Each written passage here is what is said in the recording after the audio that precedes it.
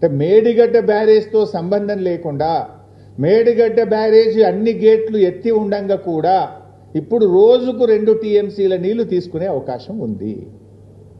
నది యొక్క ఎత్తు ఇప్పుడు ప్రవహిస్తున్నది 96 మీటర్లు. ఈరోజు మనకు కావాల్సింది 93.5. అవసరం ఉన్న దానికంటే 2.5 మీటర్ల ఎత్తులో నది ప్రవహిస్తూ ఉంది. నీళ్లు తీసుకోవడానికి ఎందుకు ఆలస్యం? ఇప్పుడు ఒకవైపు మీరే చెప్పారు అన్నారం సుందిల్ల బ్యారేజ్ సేఫ్ అని ఉత్తమ్ కుమార్ రెడ్డి గారు అసెంబ్లీలో చెప్పిన సమాధానం ఇది. Annaram barrage Sundilla barrage perfect ఉంది, ఇబ్బంది లేదు అని అసెంబ్లీలో ఇది ఉత్తమ్ కుమార్ రెడ్డి గారు చెప్పిన సమాధానం. మరి Annaram safe, Sundilla safe, Kannepalli pump house perfect ఉన్నది, నదిలో నీళ్లున్నాయి, మోటార్ ఒత్తితే లక్షల ఎకరాల్లో పంట పండుతుంది కదా, ఎందుకు ఈ నిర్లక్ష్యం?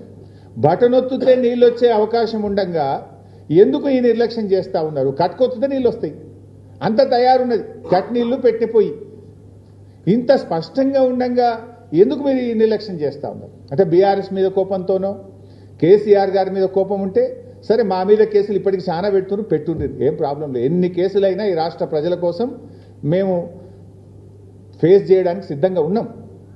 కానీ రైతులకు ఎందుకు శిక్ష వేస్తున్నారు, రాష్ట్రానికి ఎందుకు నష్టం చేస్తున్నారు అని మేము అడుగుతా ఉన్నాం ఈరోజు.